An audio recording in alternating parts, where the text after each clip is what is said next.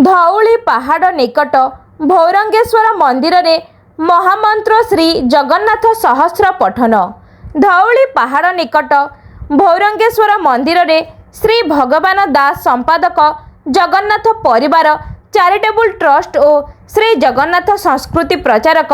doctor Narayan Mahapatra, Suresh Kumar Mishra, Trilochan नायक, अजय दास, अनुपमा मिश्र, भारती भूषण पट्टनायक, शरद महापात्र, बंशीधर नायक, अक्षय साहू, दिलीप मिश्र, चैतन्य नायक, श्रीनिवास राव, विजय पंडा संयोजन रे जगतर कल्याण एवं श्री तन्मय कुमार साहू और परिवार कल्याण पाई कली जुगर महामंत्र श्री जगन्नाथ सहस्र नाम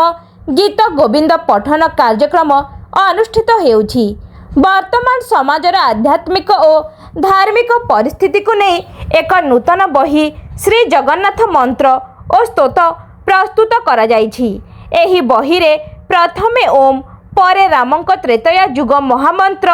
तापरे श्री कृष्णंक द्वापर जुगर महामंत्र और कली जुगर महामंत्र जगन्नाथ जगन्नाथ जगन्नाथ पाहिमाम, जगन्नाथ जगन्नाथ जगन्नाथ राक्षमाम, श्री जगन्नाथ सहस्रनाम,